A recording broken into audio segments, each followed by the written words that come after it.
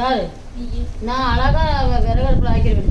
அடுப்பு இருக்குது, வெளியில் அடுப்பு போட்டுருக்குறேன். இப்போத்தானே சிலிண்டர் வந்துச்சு. நான் சமயமா இப்போ 2-3 வருஷம் தான் சோறு ஆக்கிருக்கிறேன். அப்புறமா விறகடுப்புலேயே தான் ஆக்குவேன். சிலிண்டரை விட விறகடுப்புல ஈஸியாக ஆகிரும்.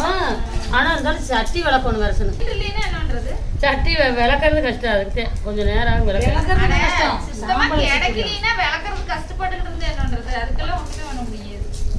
விறகடுப்புல தான் ஆக்கினா தான் எந்த சீக்கு வராது. மஞ்சட்டி விறகடுப்புல ஆக்கினா கால் வலி கை வலி வராது. எந்த நோயுமே கிடையாதுங்க. அந்த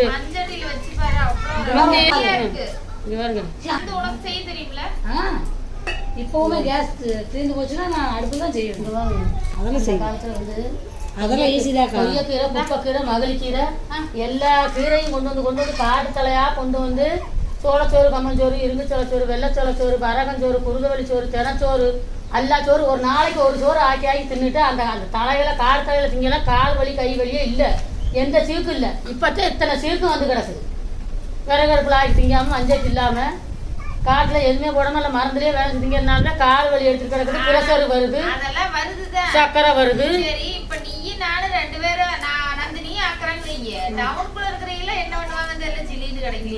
கிடைக்காம போகாதுங்க. எனக்கெல்லாம் சிலிண்டர் இல்லைனாலும் கவலையே இல்லை.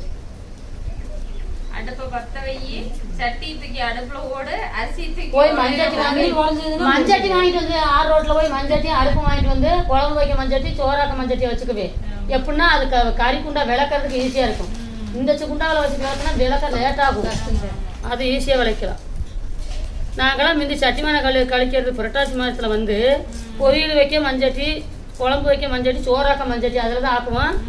ஆப்பையெல்லாம் நாங்களாம் புதுசாக சேர்த்திக்குவோம். ஆப்பை சட்டிமான கழிக்கிறப்ப இங்கே வந்தே ஒன்றுமே கண்டுக்கிறது இல்லை.